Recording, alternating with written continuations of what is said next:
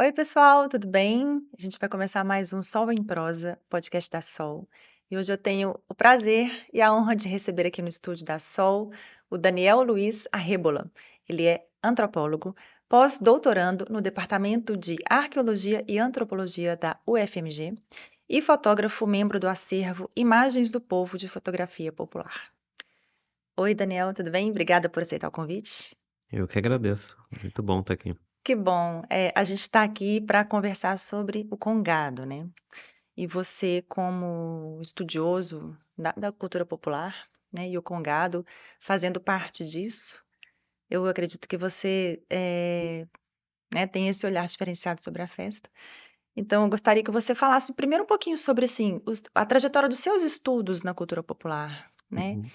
Como é que começou esse seu interesse pela cultura popular? Por que que você escolheu isso como trabalho? O meu interesse pela cultura popular, na verdade, ele começa antes mesmo da minha graduação, né? Eu sou do Vale do Paraíba, no Vale do Paraíba paulista, né? Cidade de São José dos Campos, e de um bairro de São José que tem uma tradição muito antiga de folia de reis. Então, sempre gostei muito de folia de reis, sempre gostei dessas manifestações de cultura popular e tudo mais. Quando eu comecei a graduação em Ciências Sociais na PUC-Rio, alguns semestres depois eu já estava decidido que o campo de pesquisa que eu queria para o trabalho de graduação e de forma geral assim era a cultura popular. E daí na época eu acabei investigando mesmo a folia de reis, fiz um trabalho etnográfico com as folias da região sudeste, nesses espaços que eu tinha uma certa facilidade de percorrer, né? Então fui para o Espírito Santo, vim aqui para Minas. Investiguei em São Paulo, investiguei em regiões do Rio de Janeiro, que eu já sabia que tinha folias, e estendi depois essa pesquisa com as folias para uma especialização. Terminei a minha graduação em Ciências Sociais em 2014 e em 2015 eu venho aqui para Minas, né, para Belo Horizonte, para a FAJ, a Faculdade de Filosofia e Teologia dos Jesuítas, para fazer uma pós-graduação lato sensu em adolescência e juventude no mundo contemporâneo. Uhum.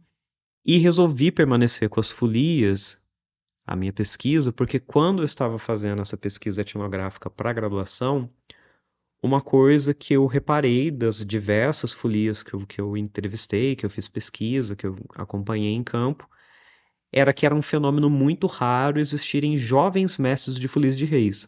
É verdade.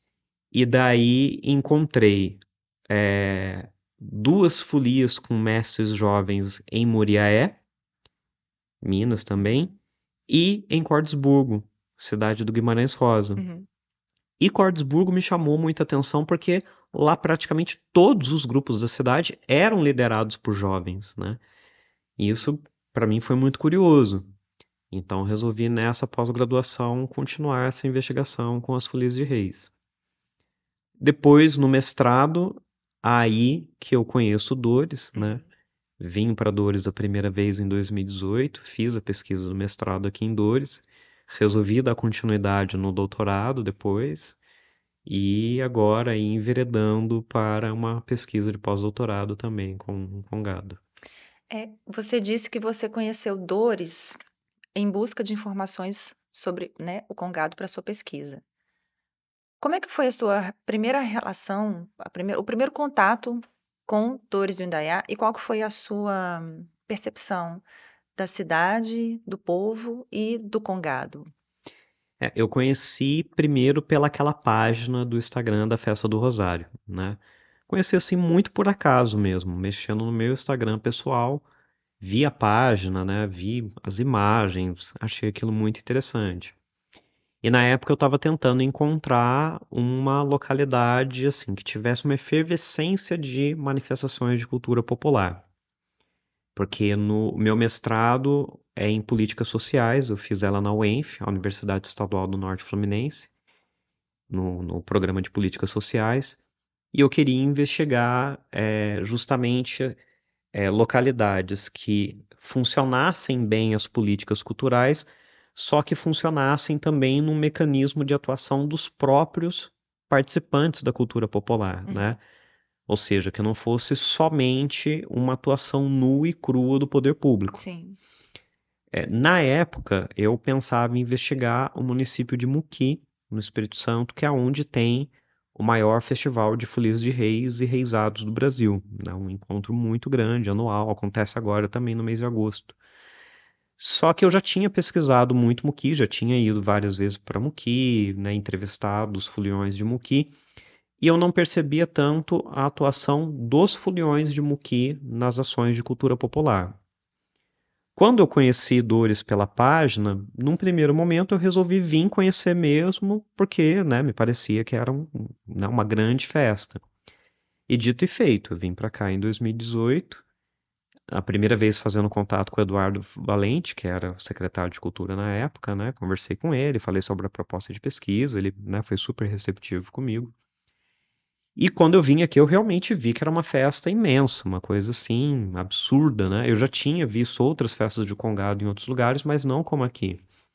E percebi que aqui tinha uma atuação muito forte dos congadeiros na organização disso tudo. Sim. Uma Então eu percebi. mobilização, né? É, e a questão das associações, né? Cada um dos bairros com a sua associação, uma associação geral. Então eu vi que tinha assim uma estrutura organizativa Uhum, muito ampla uhum, e assim que aparentemente era muito bem organizada, como eu vi depois que de fato era. uhum. Então eu percebi que realmente Dores do Indaiá era assim o meu campo de pesquisa perfeito para o que eu queria investigar. Como que esses congadeiros nessa organização da festa colaboravam nesse processo também das políticas culturais, né, para que isso tudo aqui acontecesse. Uhum. E assim, a primeira vez que eu vim, desde a primeira, eu fiquei encantado, né, assim, toda essa efervescência da festa, a procissão congadeira, assim, num primeiro momento, é de arrepiar, né, aquela imensa daquela procissão, toda colorida.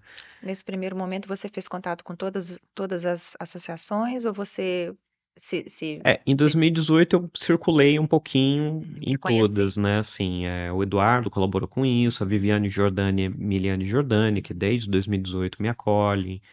Então eu conheci um pouquinho de cada uma das comunidades, né?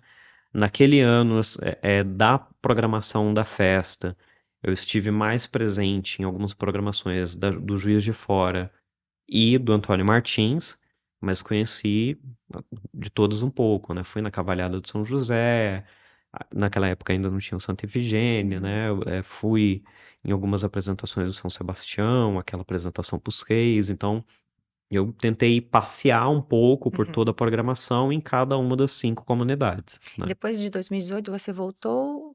Voltei em 2019, não voltei na pandemia, né? Aham.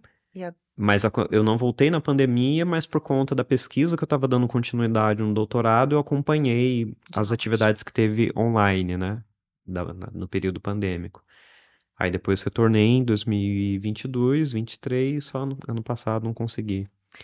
E nessas vindas suas, e agora esse ano, né? Nessas Uhum, vindas suas, né? Em todas essas vezes que você veio, você pôde ir coletando novas informações, tendo uhum. novas percepções.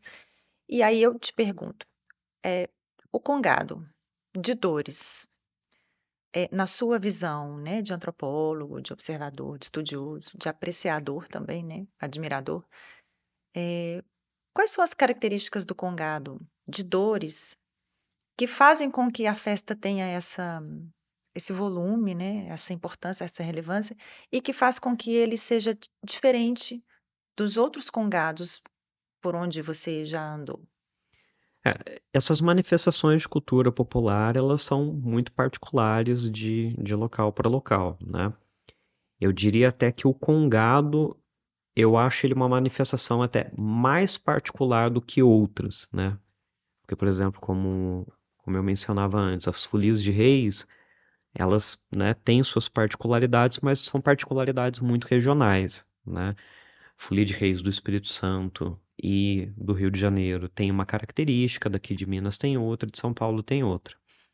O Congado dá para perceber que às vezes de uma cidade para outra tem particularidades, né? Eu já percebi que, por exemplo, o Congado aqui de Luz, ele é um Congado bem diferente daqui. Aqui em Dores, acho que a primeira coisa que me chamou muita atenção foi justamente essa grande estrutura organizativa que Dores tem. né?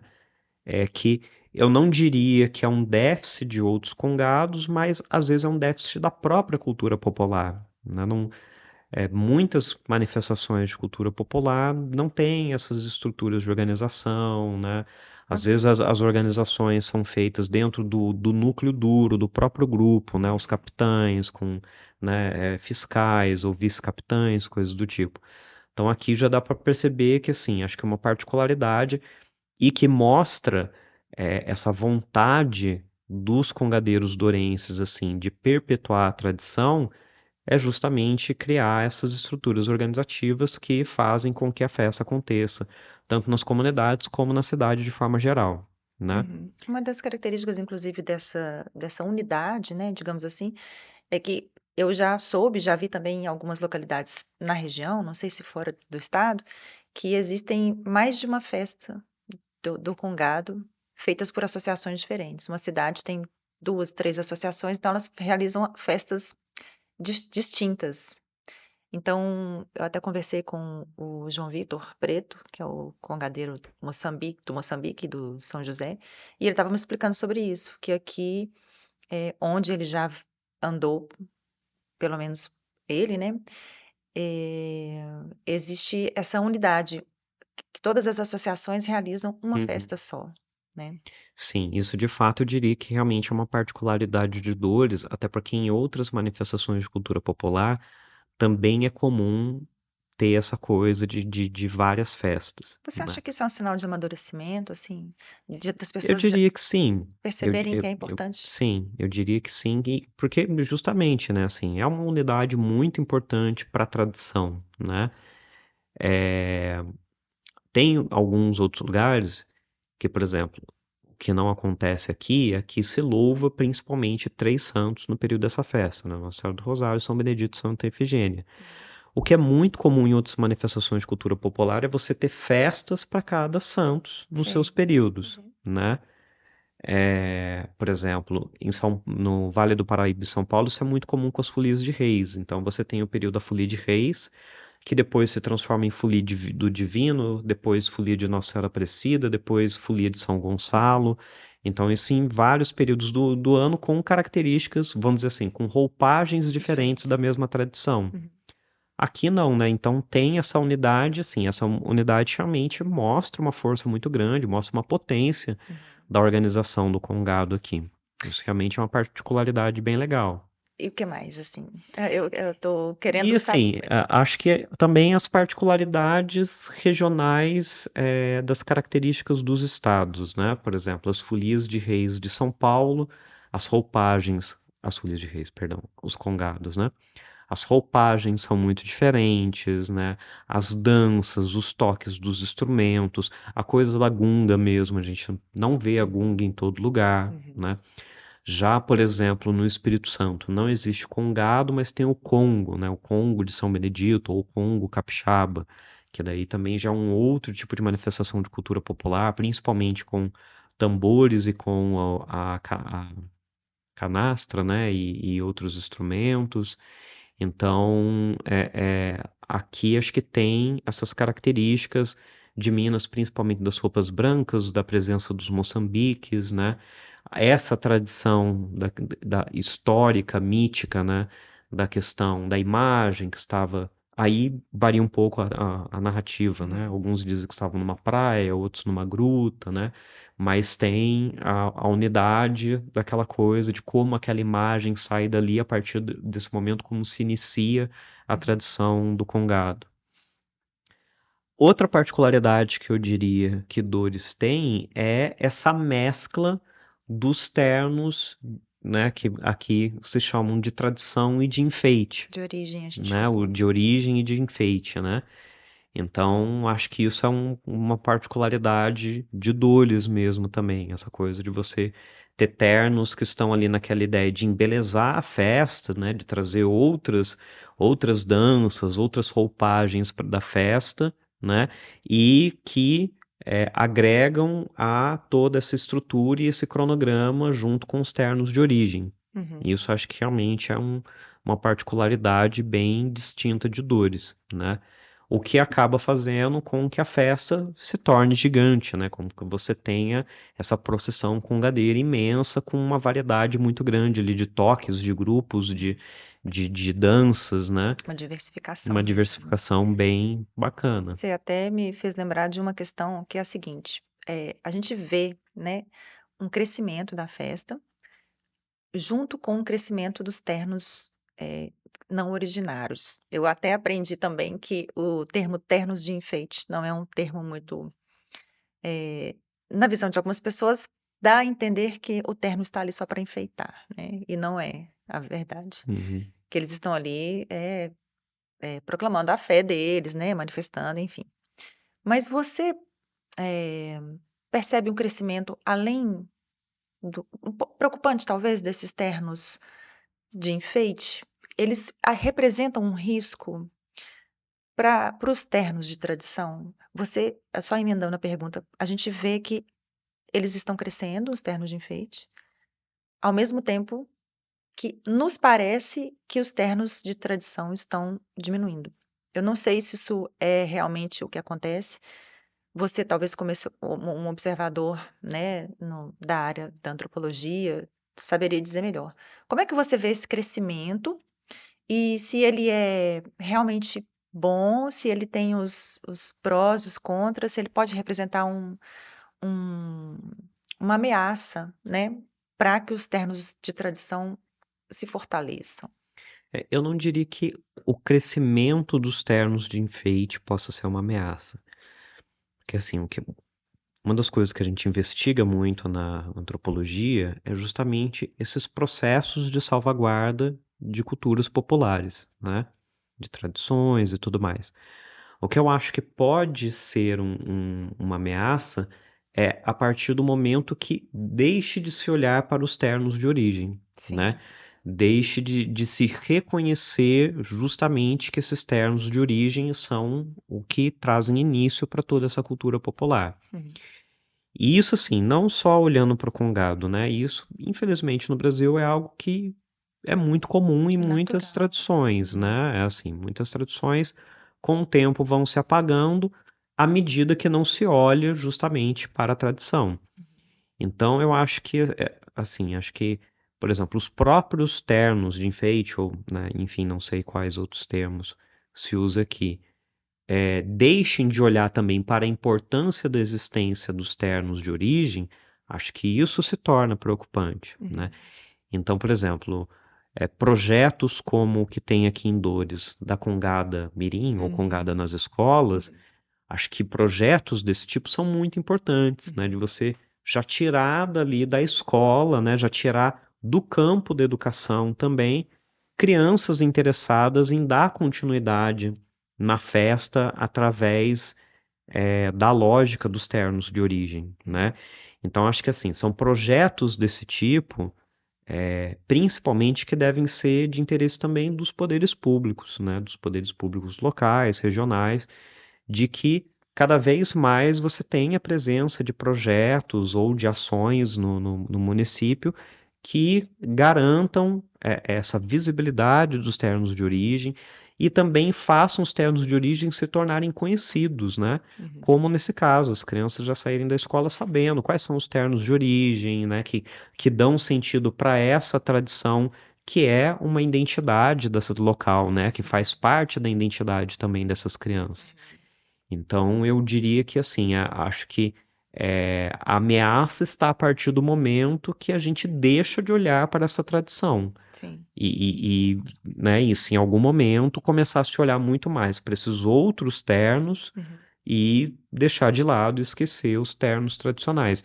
E daí, acho que, assim, pensando na cultura popular, na identidade congandeira, o que eu diria é que, assim, que esses ternos de origem também tem que ter não só a preocupação com os seus ternos, né, as suas fardas, enfim, né, toda a logística anual deles, mas assim, pensarem também o como os próprios ternos de origem não vão acabar. Sim.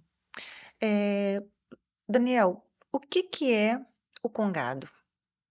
Como é que você explicaria para alguém que não conhece o congado o que que é o congado? Porque hoje a gente vê que o congado é uma mistura de muitas coisas, de muitas influências, né? Que tem a cultura negra misturado com catolicismo branco, com algumas referências indígenas. Como é que você descreveria o Congado no ponto de vista da antropologia? Eu diria, enquanto antropólogo, que a primeira parte dessa pergunta é justamente não saber muito bem o como responder. Mas eu digo isso porque justamente essa questão, assim, né? Quando a gente vai fazer um trabalho de campo com cultura popular em diferentes regiões, né? Principalmente as histórias de origem, a gente vê aí suas particularidades, né? E através das particularidades das histórias de origem, com isso a gente vai ter as identidades locais que vão falar, olha, isso daqui é Congado, isso daqui não é, né? Uhum. Aqui em Dores eu percebo, e isso não só a partir das entrevistas com os congadeiros, mas também toda uma investigação histórica que eu tive que fazer por conta das pesquisas. Acho que aqui em Dores o Congado ele é principalmente uma resistência das populações negras escravizadas daqui da região da época, né? Que através das Irmandades Negras, inicialmente, né? Irmandade de Boa Morte, Irmandade Nossa Senhora do Rosário dos Pretos, principalmente, né? Trazem ali os elementos da sua cultura que naquele momento já era uma cultura sincrética, né? Sim. Já era uma cultura que trazia as tradições africanas e se mistura com o catolicismo da época, né? Esse catolicismo, dado a chance dessas pessoas negras de manifestarem através das Irmandades do Rosário, e daí, as Irmandades Negras principalmente, e daí, a partir dessa mistura, criam ali, né, uma manifestação de cultura popular para louvar esses santos. Uhum. Então eu diria que hoje, né, olhando não só aqui para Dores, me parece assim uma característica principalmente regional daqui do Centro-Oeste mineiro. E talvez com, né, com muita probabilidade de vários outros lugares, mas aí não tem como afirmar, né? Acredito que isso daqui é principalmente uma resistência dessa cultura negra, sincrética, né, que cria ali mecanismos de louvação para os seus santos, Uhum. né? E com isso criam ali uma cultura que depois ela, como você falou, ela vai aglutinando outros elementos do catolicismo branco, elementos dos povos originários indígenas também, que não tem como, né? Esses elementos estão presentes na nossa cultura e vão criando ali uma manifestação de cultura popular cada vez mais forte, né? Eu vejo que essa força também ela vem principalmente também pelo mecanismo da devoção, né? Uma coisa que, por exemplo, nas pesquisas aqui em Dores eu vejo que é muito forte, não que não seja em outros congados, mas aqui eu destacaria isso, é essa coisa das promessas, né? Não só os reis e rainhas, mas todos os devotos de forma geral sempre estão ali fazendo promessas para esses santos e santas através do congado. Então, ou seja, o congado ele é um agenciador da fé desses devotos e essas promessas elas são sempre pagas e renovadas, pagas e renovadas, pagas e renovadas. Então, ou seja, as promessas, a devoção, elas acabam criando um ciclo contínuo, Sim. né, que fazem com que a festa se torne muito forte e também que a festa não se acabe, né? O devoto ele quer receber a presença do congado na sua casa para ele pagar uma promessa, né? Depois ele quer fazer uma bandeira de promessa para criar, né, pagar uma promessa nova e dar essa bandeira para Moçambique, como por exemplo o Capitão Carlinhos sempre fazia na alvorada dele, né? Começava levantando a bandeira de promessa, entoando um cântico para aquela bandeira. Então, ou seja, então isso é uma roda, né? Uma roda que vai fazendo essa manifestação girar. Uhum. Então, eu diria que aqui em Dores, se eu fosse, né, com certeza muitos dos capitães podem discordar de mim, outros, né, congadeiros mais velhos, mas eu diria que aqui em Dores é principalmente uma manifestação dessa cultura negra que vem de um passado aí de séculos aqui da Uhum. região. Com relação a a esses capitães mais antigos, né, que acabam indo embora e levam com eles uma sabedoria que talvez eles não tenham conseguido transmitir, né. Você disse que a Congada Mirim tem um papel importante nisso, com certeza absoluta, e é muito bom ver as crianças, vestidas de ternos de origem, né, Uhum. e entendendo aquilo de uma forma não formal, mas lúdica, né, porque eu sempre digo também que o aprendizado passa pelo prazer, né, e a festa é muito do sentido, né, do corpo mesmo, né, do que você ouve, do que você vê, do que você sente. Muitas pessoas que veem o Congado pela primeira vez, inclusive relatam esse arrepio que não sabe de onde vem, né, que está nas entranhas, que é muito visceral, que emociona todo mundo realmente. Você como uma pessoa preocupada, né, com o registro, com a criação de um acervo documental, de fotografia, de imagens, áudios, a gente precisa olhar para esses mestres né, congadeiros, os capitães mais antigos, com um pouco mais de cuidado, respeito, de forma que a gente preserve essa ancestralidade no decorrer dos anos. Não sei nem se é possível, porque, né, uma pessoa que concentra tanto o conhecimento, né, numa trajetória de vida tão particular, claro que ela não vai transmitir tudo aquilo.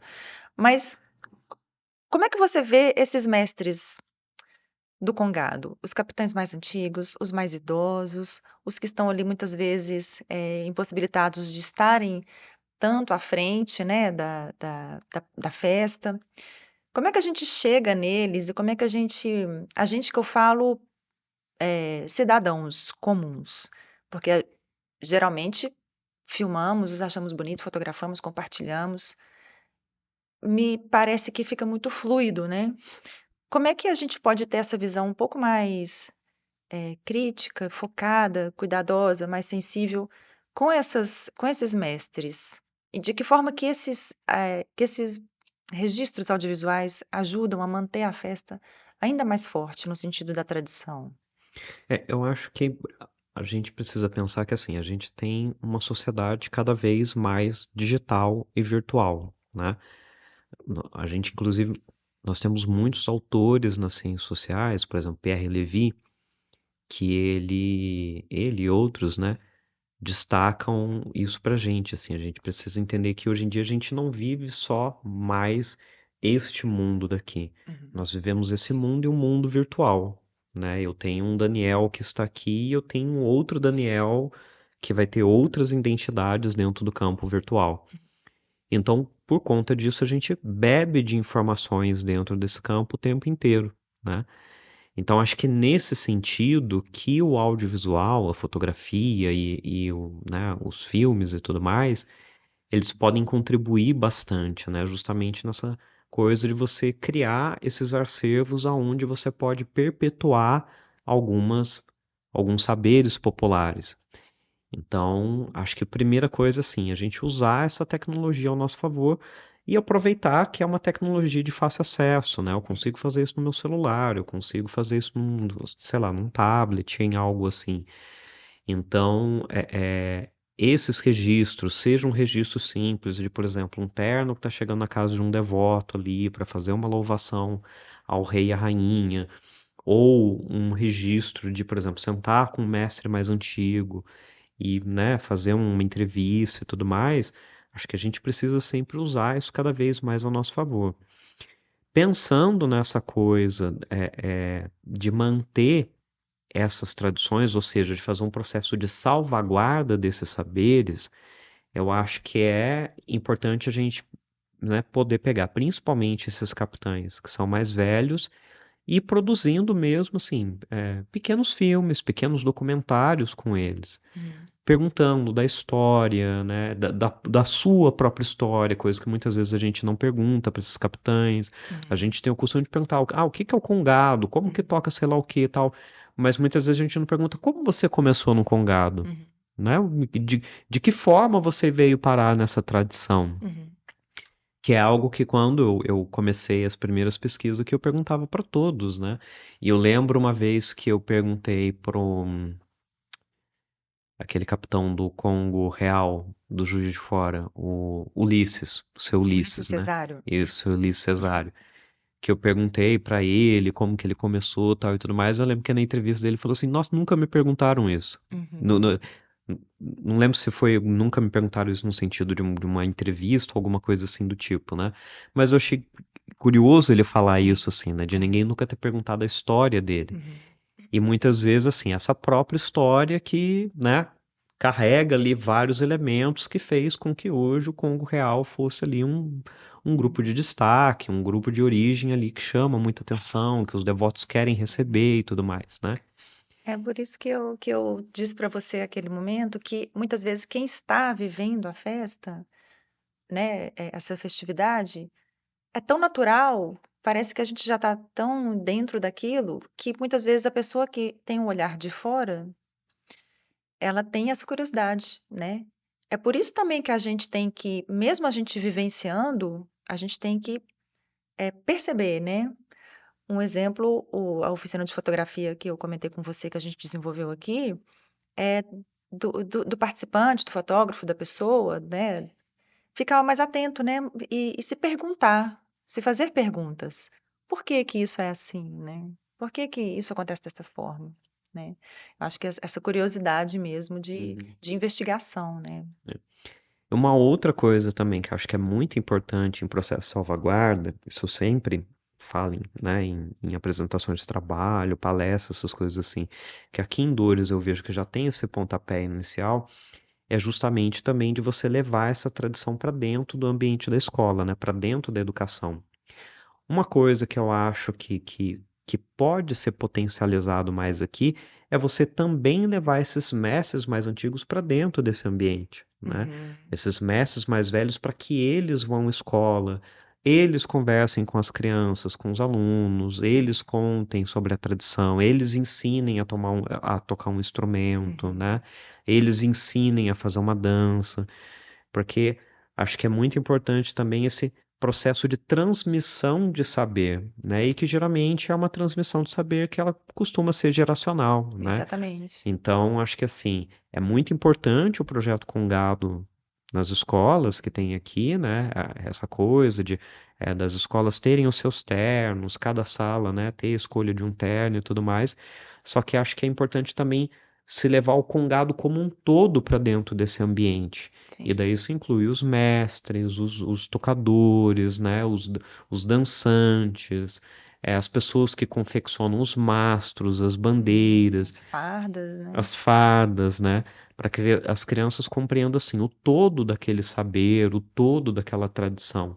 E acho que muitas vezes assim, esse vai ser um mecanismo mais efetivo do que o audiovisual. Sim, Porque o verdade. audiovisual, assim, por mais que ele traga muita potência da gente trazer ali muita informação, o audiovisual ele é sempre muitos recortes, né? Por Uhum. exemplo, lá em Cabo Frio, onde eu moro, eu e mais alguns amigos, nós temos um coletivo de produção audiovisual independente, se chama Voz e Vento Produções.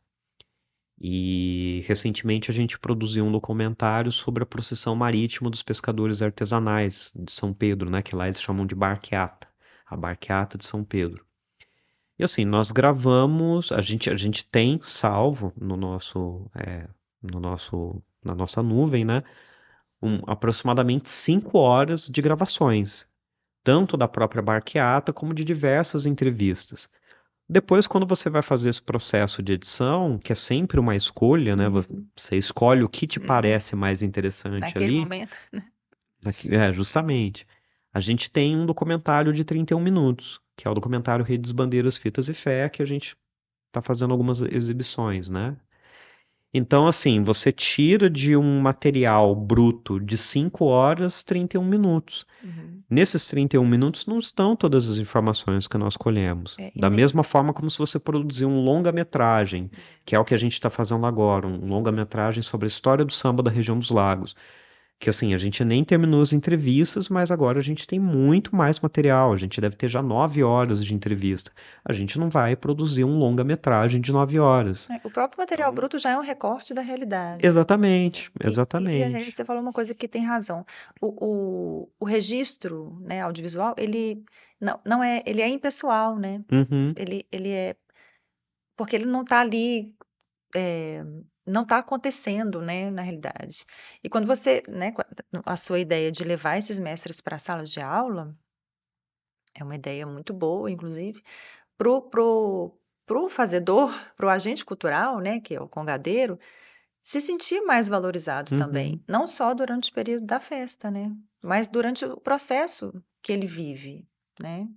Muito, muito interessante mesmo, viu? E até também porque assim, nessa coisa da imagem, principalmente a fotografia, que é o que eu trabalho mais, eu acho que a grande importância da fotografia, a fotografia, na verdade, ela é um detonador de memória, Uhum. né? A fotografia, ela é, eu costumo brincar, ela é a sua maquininha do tempo. É Uhum. aquela coisa que você vai olhar e vai trazer memórias ali.